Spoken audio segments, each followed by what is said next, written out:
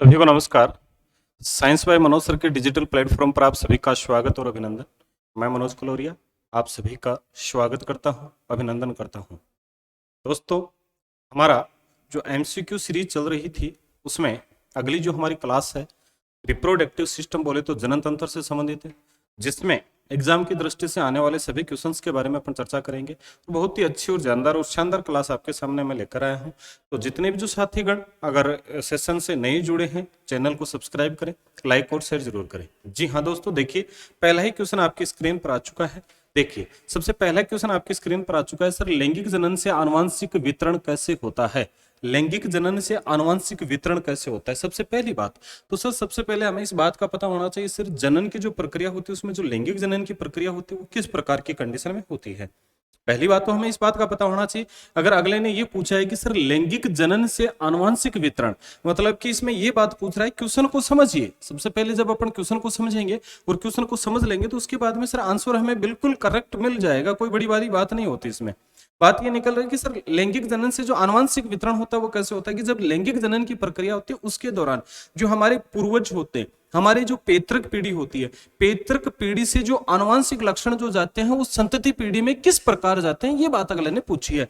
क्या पूछा है? जीन के सम्मिश्रण से। दूसरी बात पूछी है सर क्रोमोसोम के बदलाव से, या फिर पूछा है जीन के मिश्रण से, या फिर पूछा है उपयुक्त में से सभी। बात ये ध्यान में रखना कि सर सबसे पहले अगर देखा जाए जीन के सम्मिश्रण, सबसे पहले आपको ध्यान में रखना है कि मानव शरीर में आनुवंशिक जो लक्षण जाते हैं, मानव शरीर में जो आनुवंशिक लक्षण जाते हैं बेटा, वो किसकी वजह से जाते हैं? गुणसूत्रों की वजह से जाते हैं। किसकी वजह से? गुणसूत्रों की वजह से। देखना, अगर मैं बात करूं सर ये मानव शरीर में क्या होते हैं? गुणसूत्र होते हैं।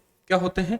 गुणसूत्र होते हैं, जो कि एक स्वस्थ मनुष्य में अगर देखा जाए तो गुणसूत्रों की संख्या बेटा 46 होती है, जिसमें नर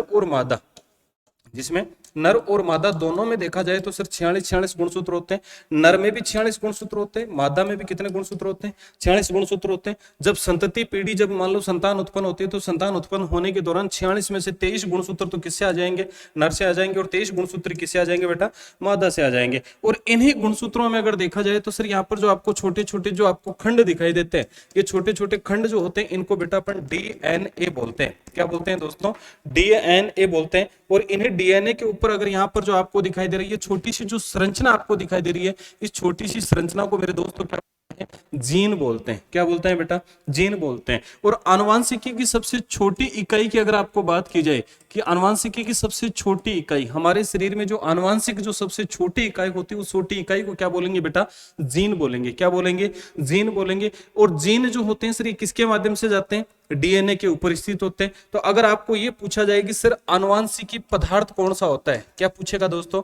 अगर आपको ये पूछ लेगा कि सर आनुवंशिकी पदार्थ कौन सा होता है, तो आनुवंशिकी पदार्थ कौन सा रहेगा मेरे बेटे? क्या रहेगा?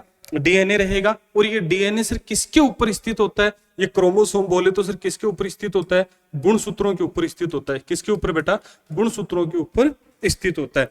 तो गुणसूत्र क्या हो गए बेटा? आनुवंशिकी वाहक हो गया। क्या हो गया? आनुवंशिकी वाहक हो गया। आनुवंशिकी की सबसे छोटी इकाई पूछे तो क्या हो जाएगी? जीन हो जाएगी। क्या हो जाएगा बेटा? जीन हो जाएगा। अगर आपको ये पूछा जाए कि सर ये आनुवंशिकी की सबसे छोटी इकाई जीन किसके ऊपर स्थित होती है? डीएनए के ऊपर। तो डीएनए क्या हो गया बेटा? आनुवंशिकी पदार्थ हो गया। और एक पीढ़ी से दूसरी पीढ़ी में ये डीएनए किसके माध्यम से जाते हैं मेरे दोस्तों? ये गुणसूत्रों की वजह से। तो गुणसूत्र क्या हो गए? आनुवंशिकी वाहक हो गया। हमें इस बात का तो पता चल गया कि सर ये सारे के सारे क्या होते हैं? सारे के सारे क्या होते हैं? ये गुणसूत्र, ये हमारे आनुवंशिक से संबंधित होते हैं। गुणसूत्र भी आनुवंशिक वाहक होते हैं, डीएनए भी आनुवंशिक पदार्थ होता है, जीन क्या होता है? आनुवंशिक इकाई होता है। तो यहां पर ध्यान में रखना है कि सर ये सम्मिश्रण से, किसके माध्यम से? सम्मिश्रण से। ये क्या होता है बेटा? जीन के सम्मिश्रण जो होता है, इस जीन के सम्मिश्रण से लैंगिक जनन के आनुवंशिक वितरण होता है। जैसे मैं नॉर्मल से मैं बात कर रहा हूं कि सर मेरे माता पिता के जो लक्षण होते हैं वो मेरे अंदर आए, वो जीन के कारण आए। कि मेरे माता पिता लंबे हैं, मैं लंबा दिखाई देता हूं, जीन के कारण दिखाई दिया। इसमें क्या होता है कि सर अलग अलग कारक होते हैं कि कौन सा जीन किस प्रकार के लक्षण को लेकर उत्तरदायी होता है। लेकिन सर ये जो भी लक्षण आए, आवाज का मोटी होना, बाल का घुंघरू वाला होना, या फिर अपन कह सकते हैं त्वचा का रंग काला होना, सफेद होना, ये सारी की सारी जो चीजें निकल के आती हैं मेरे दोस्तों, ये आनुवंशिक लक्षण होते हैं जो कि बेटा जीन के सम्मिश्रण के द्वारा आते हैं। ये बात आपको ध्यान में रखना। और मनुष्य में जो लैंगिक जनन की प्रक्रिया, मतलब कि मनुष्य में अगर जनन की प्रक्रिया पूछी जाए तो बेटा कौन सी होती है? लैंगिक जनन की प्रक्रिया होती है। लैंगिक जनन में आपको एक बात ध्यान में रखना पड़ेगा कि लैंगिक जनन होता है, इसमें सर एक ही जाति के दो जीवों के मध्य क्रॉस करवाया जाता है। एक ही जाति के दो जीवों के मध्य क्रॉस करवाया जाता है और उससे होने वाली जो संतान उत्पत्ति होती है वो लैंगिक जनन की उत्पत्ति से होती है। ये बात आपको ध्यान में रखना। ऑप्शन नंबर क्या आ जाएगा मेरे दोस्तों? ए आ जाएगा। क्या आ जाएगा बेटा? ए आ जाएगा। जी हाँ दोस्तों, अगला क्वेश्चन देखिए आपके स्क्रीन पर आ चुका है। जी सर, मदर जनन, जब जनन होता है, मदर की जगह यहां मादा जनन कर सकते हैं कि मादा जनन पथ में पहुंचने के पश्चात, मादा जनन जो पथ होता है उसमें पहुंचने के पश्चात जो मानव का जो शुक्राणु होता है वो अपने निषेचन क्षमता सुरक्षित रखता है। यानी कि इसमें क्या कह रहा है कि जब मैथुन या संभोग की क्रिया होती है, जब मैथुन या संभोग की क्रिया होती है तो मैथुन या संभोग की क्रिया के दौरान जो नर के जो सबसे छोटी इकाई, मतलब कि जनन की सबसे छोटी इकाई जो होती है वो शुक्राणु होते हैं, स्पर्म होते हैं। ये स्पर्म जो होते हैं ये सर मानव शरीर के अंदर ज्यादा समय तक नहीं रुक पाते। क्यों? क्योंकि मानव शरीर का जो तापमान होता है ये शुक्राणु के लिए असहनीय होता है। इसीलिए जो वर्षण होते हैं नर में वो उदर गुहा के बाहर की तरफ स्थित होते हैं, क्योंकि मानव शरीर का जो तापमान होता है उस ताप के अकॉर्डिंग शुक्राणु जो होते हैं उनका निर्माण नहीं हो सकता। तो सर उस कंडीशन में ये कह रहा है कि मादा और नर अगर दोनों की बात करें तो नर की योनि का जो तापमान होता है वो मादा के पूरे शरीर के अकॉर्डिंग देखा जाए तो और भी ज्यादा होता है। और नर और मादा दोनों में अगर अपन थोड़ा सा दोनों में डिफरेंस करें तो अपन कह सकते हैं कि नर की अपेक्षा मादा का शरीर का तापमान थोड़ा ज्यादा होता है। तो बात ये होती है कि सर अधिक तापमान पर तो शुक्राणु रह ही नहीं पाते। तो अगले ने ये पूछा है कि जब मैथुन या संभोग की क्रिया हो गई तो जनन पथ के दौरान, जब जनन पथ के दौरान शुक्राणु मादा योनि तक चले गए उसके बाद में वो कितने समय तक शुक्राणु वहां तक रुक सकते हैं, ये बात अगले ने पूछा है। तो ये बात अगर हमें देखना है तो अपन कह सकते हैं कि सर जब जनन पथ के ऊपर अगर शुक्राणु जा चुके हैं तो जनन पथ के जाने के पश्चात वो केवल और केवल 20 मिनट तक ही वहां रुक पाएंगे। 20 मिनट बाद में वो नष्ट हो जाएंगे, क्योंकि मादा की योनि का या जनन पथ का जो तापमान होता है वो असहनीय होता है। किसके लिए? शुक्राणुओं के लिए। इनके लिए दोस्तों वो क्या हो जाते हैं, वहां पर रुक नहीं पाते। तो केवल और केवल ये 20 मिनट का समय ये निषेचन की क्षमता के लिए होता है। और निषेचन की जो क्षमता होती है वो निषेचन जो होता है वो कहां पर होता है? अंडवाहिनी में होता है। कहां पर होता है? अंडवाहिनी में। देखना मैं आपको एक छोटा सा डायग्राम के द्वारा मैं आपको बताता हूँ। सर ये क्या होता है? मादा के जननांग होते हैं, मादा के जननांग होते हैं, कुछ इस प्रकार से होते हैं। ये देखिए यहां से सर ये योनि मार्ग होता है, बिल्कुल सर कोई दिक्कत नहीं है। यहां पर देखा जाए सर ये अंडा से होते हैं। क्या होते हैं बेटा? अंडा से होते हैं। और ये वाला जो पार्ट होता है इसको अपन बोलते हैं बेटा गर्भाशय। क्या बोलेंगे दोस्तों? गर्भाशय। ये वाला जो पार्ट होता है इसको बोलते हैं अपन बेटा अंडवाहिनी। क्या बोलेंगे बेटा? अंडवाहिनी, या फिर अपन कह सकते हैं फेलोपियन ट्यूब। क्या कहेंगे? फेलोपियन ट्यूब कहेंगे। सर यहां से जब निषेचन या जब मैथुन या संभोग की क्रिया होती है, मैथुन या संभोग की क्रिया होने के पश्चात शुक्राणु जब मादा योनि में छोड़ दिए जाते हैं उसके बाद में सर ये शुक्राणु जो होते हैं ये गर्भाशय से होते हुए मेरे दोस्तों अंडवाहिनी से होते हुए यहाँ से जो अंडा से होता है, अंडा से का किसका निष्कासन करता है? ये अंडाणु का निष्कासन करता है। किसका निष्कासन करता है मेरे दोस्तों? अंडाणु का निष्कासन करता है। और यहां से जैसे अंडाणु यहाँ पर छोड़ दिया गया, यहां से अंडाशय से अंडाणु का निष्कासन हुआ। अंडाणु अगतिशील अवस्था में होता है, अंडाणु चल नहीं पाता। यहां पर शुक्राणु जो होता है सर ये पुंज के माध्यम से गति करता करता कहां तक पहुंच गया? अंडवाहिनी तक पहुंच गया। अंडवाहिनी में कहां तक पहुंच गया? अंडाणु तक पहुंच गया। तो सर ये शुक्राणु जब हमने इसके अंदर छोड़ दिया, छोड़ने के बाद में केवल और केवल बेटा ये 20 मिनट के अंदर अंदर अगर ये कहां पहुंच गया? अंडाणु तक पहुंच गया, तब तो निषेचन की प्रक्रिया जो होगी वो संपन्न हो जाएगी, अन्यथा निषेचन की प्रक्रिया संपन्न नहीं हो पाएगी। यही बात अगले ने पूछी है कि निषेचन क्षमता जो होती है वो सुरक्षित कितने समय तक रहती है? वो केवल और केवल कितने समय तक रहती है मेरे दोस्तों? 20 मिनट तक रहती है। ऑप्शन नंबर क्या आ जाएगा मेरे दोस्तों? बी आ जाएगा। दूसरी बात, ये क्वेश्चन बार बार पूछ लिया जाता है कि सर निषेचन की प्रक्रिया का समापन कहां होता है? तो निषेचन की प्रक्रिया, निषेचन बोलते किसे हैं? निषेचन होता है कि अंडाणु और शुक्राणु जब आपस में जब दोनों जुड़ जाते हैं, आपस में जब मिलते हैं, उसी क्रिया को अपन क्या बोलते हैं बेटा, निषेचन बोलते हैं। और अंडाणु और शुक्राणु जब दोनों आपस में मिलते हैं तो सर वो कहां पर मिलते हैं, ये सर अंडवाहिनी में मिलते हैं। कहां पर मिलते हैं बेटा, अंडवाहिनी बोले तो फैलोपियन ट्यूब में मिलते हैं। ऑप्शन नंबर क्या आ जाएगा मेरे दोस्तों, बी आ जाएगा। क्या आ जाएगा बेटा, बी आ जाएगा। ये बात आपको ध्यान में रखना। जी हाँ दोस्तों, अगला क्वेश्चन देखिए आपकी स्क्रीन पर आ चुका है। जी सर, निम्नलिखित में से कौन सी स्थिति टेस्ट ट्यूब बेबी की परिघटना को सही रूप में निरूपित करती है? बहुत अच्छा क्वेश्चन है, क्वेश्चन को समझ आना है, ज्यादा कुछ लंबी चौड़ी घटना नहीं है। अगले ने क्या कहा है, निम्नलिखित में से कौन सी स्थिति जो होती है टेस्ट ट्यूब बेबी की परिघटना को सही रूप में निरूपित करती है?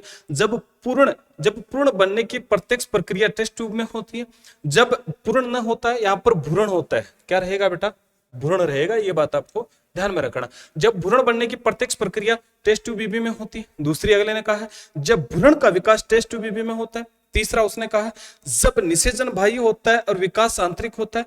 या फिर चौथा अगले ने पूछा है जब निषेचन आंतरिक होता है और विकास बाह्य होता है। इसमें क्या कह रहा है कि जब निषेचन जो होता है टेस्ट ट्यूब बेबी में क्या होता है, देखना आप सभी जानते हो कि सर टेस्ट ट्यूब बेबी में क्या होता है कि सर बाहर से निषेचन की प्रक्रिया करवाई जाती है।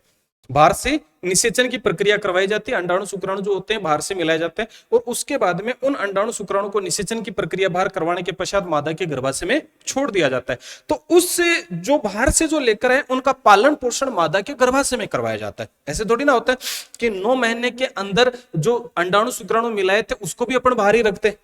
ऐसा थोड़ी ना होता है। टेस्ट ट्यूब बेबी में क्या होता है कि सर बाहर से अंडाणु शुक्राणु किसी दूसरे के मिलाकर और उसको मान लो किसी के शुक्राणु नहीं बढ़ पा रहे तो शुक्राणु किसी दूसरे के ले लिए, अंडाणु मादा के ले लिए। किसी मादा में अगर अंडाणु परिपक्व नहीं हो रहे तो शुक्राणु उसके पति के ले लिए, अंडाणु किसी और के ले लिए। तो बाहर से तो निषेचन की क्रिया हो गई, बाहर से किसी दूसरे के अंडाणु शुक्राणु मिलाकर, और उनको जब बच्चा जब जन्म लेगा तो उस बच्चे का जन्म लेने के लिए पहले भ्रूण का परिपक्व होगा, भ्रूण का विकास होगा। तो उस भ्रूण का विकास कहां पर होगा, मादा के गर्भाशय में होगा। कहां पर होगा, मादा के गर्भाशय में। बोले तो आंतरिक रूप से होगा। यानी कि मैं कह सकता हूं कि उसमें निषेचन की प्रक्रिया तो कहां हुई, टेस्ट ट्यूब बेबी में बाहर, और आंतरिक जो पालन पोषण हुआ वो कहां पर हुआ, आंतरिक रूप से हुआ, गर्भाशय में हुआ। यही बात आपको ध्यान में रखनी है कि जब निषेचन होता है कहां पर बेटा, बाह्य होता है, और उसमें विकास जो होता है वो कैसा होता है, आंतरिक होता है। तब क्या होता है बेटा, टेस्ट ट्यूब बेबी का सही रूप होता है। ऑप्शन नंबर क्या आ जाएगा बेटा, सी आ जाएगा। क्या आ जाएगा मेरे दोस्तों, सी आ जाएगा। जी हाँ दोस्तों, अगला क्वेश्चन देखिए आपकी स्क्रीन पर आ चुका है।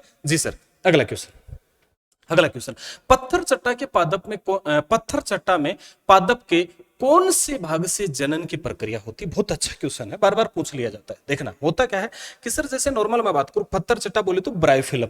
होता क्या है कि सर ये हमारे जब जनन की प्रक्रिया होती है तो जनन की विधि अगर देखी जाए तो मेनली 3 प्रकार की होती है। एक होती है सर लैंगिक जनन। कौन सा होता है बेटा, लैंगिक जनन। लैंगिक जनन होता है। दूसरा अपन कह सकते हैं बेटा अलैंगिक जनन। कौन सा रहेगा, अलैंगिक जनन।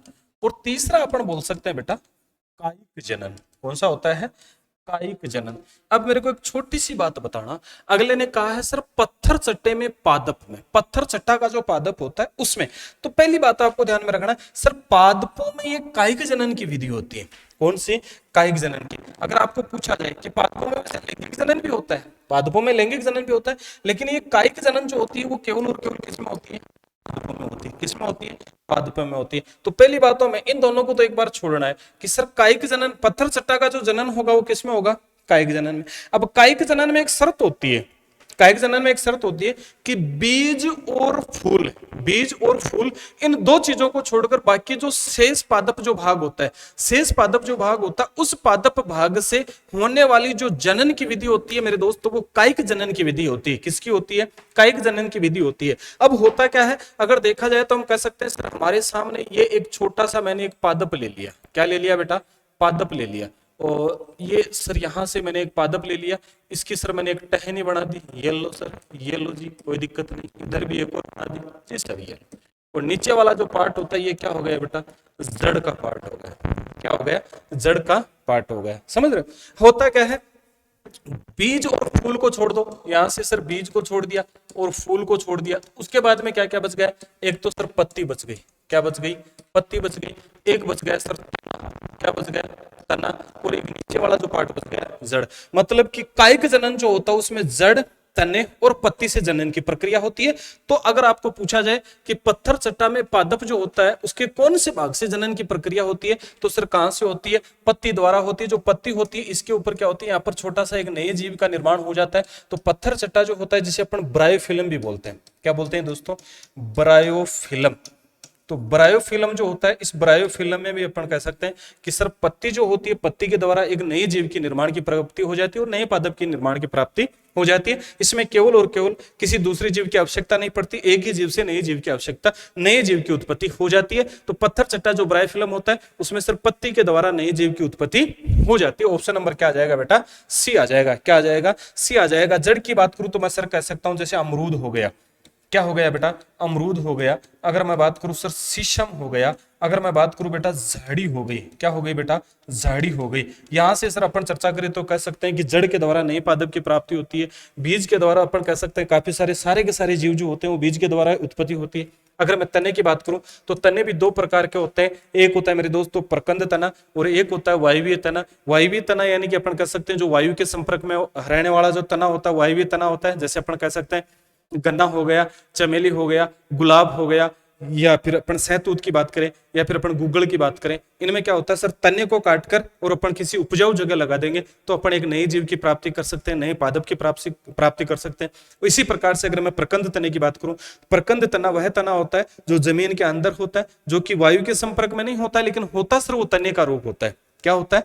तने का रूप होता है, वो जमीन के अंदर होता है। जैसे मैंने बात करूंगा सर प्याज हो गया, लहसुन हो गया, आलू हो गई, अदरक हो गई, हल्दी हो गई, अरबी हो गई, ये सारे के सारे क्या होते हैं बेटा? ये तने का रूप होता है और इनसे एक नए जीव की प्राप्ति करने के लिए कोई बीज आवश्यकता नहीं होती। इसमें क्या होता है सर आलू की प्राप्ति करनी है तो आलू के 2 3 4 5 अपन पार्ट करेंगे, पार्ट करके उसको अपन नए पार्ट की जगह लगा देंगे तो एक नए जीव की हमें प्राप्ति हो सकती है। तो ये काफी सारे एग्जाम्पल आपको पूछे लिए जाते हैं, ये बात आपको ध्यान में रखना पड़ेगा। ऑप्शन नंबर क्या आ जाएंगे मेरे दोस्तों? सी आ जाएगा। जी हाँ दोस्तों, अगला क्वेश्चन देखिए आपकी स्क्रीन पर आ चुका है। जी सर, अगला क्वेश्चन, अमीबा में अलैंगिक जनन की कौन सी विधि होती है?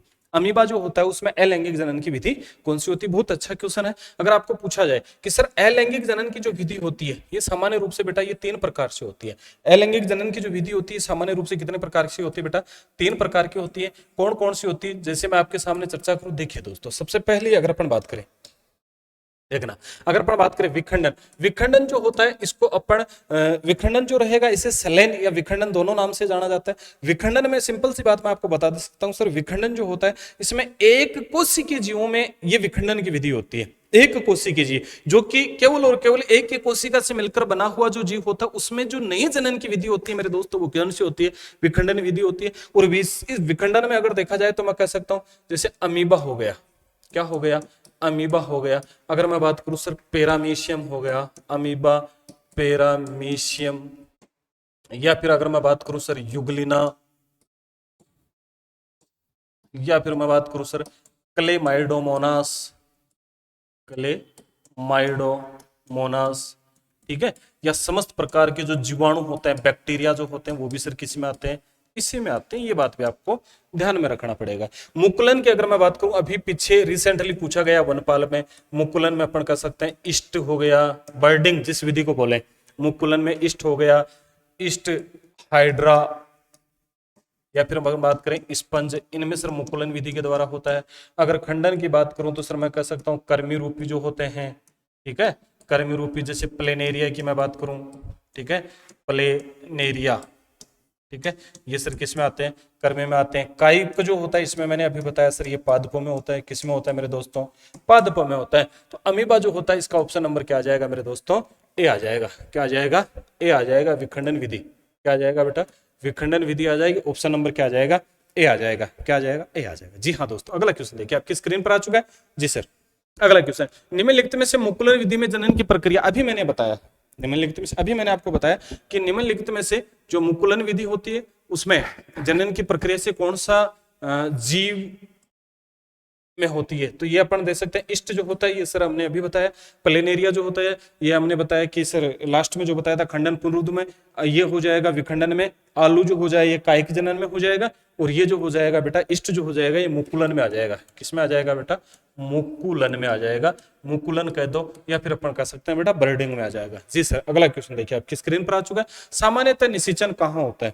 अभी मैंने पीछे ही बताया था कि सर निषेचन की जो प्रक्रिया होती है वो कहां पर होती है। निषेचन जो होता है यानी कि अपन कह सकते हैं अंडाणु प्लस शुक्राणु, जब अंडाणु और शुक्राणु, अंडाणु और शुक्राणु जब आपस में मिलते हैं उस प्रक्रिया को अपन क्या बोलते हैं बेटा, निषेचन की प्रक्रिया बोलते हैं। क्या बोलते हैं दोस्तों, निषेचन की प्रक्रिया बोलते हैं, फर्टिलाइजेशन की क्रिया बोलते हैं। और अंडाणु जो होते हैं मेरे दोस्तों ये अगतिशील अवस्था में होते हैं। कैसे होते हैं बेटा, अगतिशील अवस्था में होते हैं। शुक्राणु जो होते हैं बेटा ये गतिशील अवस्था में होते हैं, और शुक्राणु जो होते हैं बेटा ये पुंज के माध्यम से गति करते हैं। किसके माध्यम से करते हैं, पुंज के माध्यम से गति करते हैं। ये सर जब मैथुन या संभोग की क्रिया होती है उसके बाद में जो शुक्राणु जो होते हैं योनि मार्ग से गर्भाशय को पार करते हुए बेटा वो कहां पर चले जाते हैं, डिंब वाहिनी में चले जाते हैं, बोले तो अंड वाहिनी में चले जाते हैं। कहां पर चले जाते हैं बेटा, अंड वाहिनी में चले जाते हैं। और अंड वाहिनी में जाने के पश्चात अंडाणु और शुक्राणु दोनों आपस में मिल जाते हैं। आपस में मिलने की जो कंडीशन होती है उसे सर निषेचन या फर्टिलाइजेशन की क्रिया बोलते हैं। और ये सर कहां पर होती है, ये होती है डिंब वाहिनी या फिर मैं कह सकता हूं फेलोपियन ट्यूब या फिर मैं कह सकता हूं अंड वाहिनी में होती है। ये बात आपको ध्यान में रखना।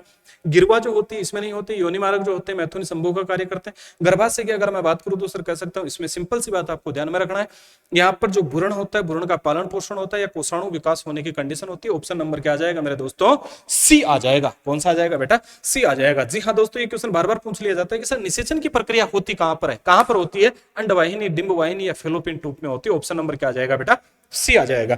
अगला क्वेश्चन देखिए आपकी स्क्रीन पर आ चुका है। जी हाँ दोस्तों, निम्नलिखित में से कौन सा अलैंगिक प्रजनन का प्रकार नहीं होता, अलैंगिक प्रजनन का प्रकार नहीं होता। मुकुलन सर अलैंगिक जनन की विधि होती है, मुकुलन या ब्रीडिंग होती है। विखंडन भी बेटा अलैंगिक जनन की विधि होती है, खंडन भी अलैंगिक जनन की विधि होती है। पर निषेचन जो होता है सर अलैंगिक जनन की प्रक्रिया नहीं होती। ऑप्शन नंबर क्या आ जाएगा बेटा, डी आ जाएगा। क्या आ जाएगा बेटा, डी आ जाएगा। जी हाँ दोस्तों, अगला क्वेश्चन देखिए आपकी स्क्रीन पर आ चुका है। निषेचन विकास विभाजन, निषेचन विकास विभाजन व और विभिन्नता के अध्ययन के किस नाम से जाना जाता है। बिल्कुल बिल्कुल, इसमें क्या कहा है कि निषेचन विकास विभाजन और विभिन्नता, मतलब कि जो भ्रूण की बात हो रही है कि भ्रूण जो होता है ना इसका अध्ययन जो होता है किस नाम से जाना जाता है, ये भ्रूण विज्ञान के नाम से जाना जाता है। किस नाम से जाना जाता है, भ्रूण विज्ञान के नाम से जाना जाता है। ऑप्शन नंबर क्या आ जाएगा बेटा, इसमें ए आ जाएगा। क्या आ जाएगा बेटा, ए आ जाएगा। जी हाँ दोस्तों, अगला क्वेश्चन देखिए आपकी स्क्रीन पर आ चुका है। जी सर, अगला क्वेश्चन देखिए। अलैंगिक प्रजनन लैंगिक प्रजनन से भिन्न है। अलैंगिक प्रजनन लैंगिक प्रजनन से भिन्न होता है, क्योंकि यानी अलैंगिक जनन और लैंगिक जनन दोनों में भिन्नताएं होती हैं, कुछ ना कुछ भिन्नताएं होती हैं, बहुत सारी भिन्नताएं होती है, उनके बारे में अपन देखेंगे। वो देखना, सबसे पहले प्रजनन में युग्मक पैदा होता है, बिल्कुल वंश विविधताओं को दर्शाता है।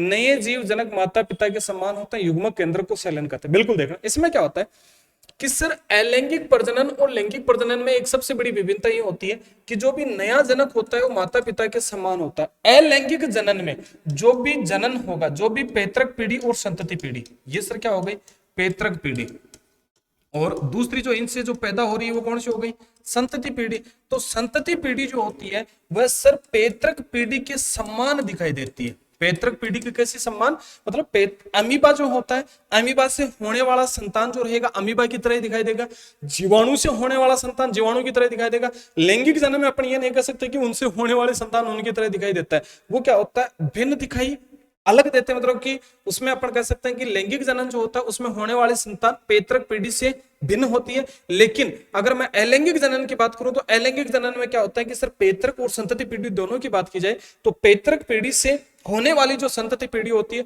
वो पैतृक पीढ़ी की बिल्कुल समान दिखाई देती है। ऑप्शन नंबर क्या आ जाएगा मेरे दोस्तों, सी आ जाएगा। क्या आ जाएगा बेटा, सी आ जाएगा। तो जी हाँ दोस्तों, ये हमारी जनन की प्रजनन तंत्र रिप्रोडक्टिव सिस्टम से बेटा संबंधित कुछ क्वेश्चंस के बारे में चर्चा की। आगे फिर अपन एक प्रजनन तंत्र से संबंधित एक क्वेश्चंस और लेकर आ रहे हैं। तो जो भी साथी अगर चैनल पर नए आए हैं तो चैनल को सब्सक्राइबर जरूर करें। जब तक के लिए धन्यवाद, thank you, best of luck, bye.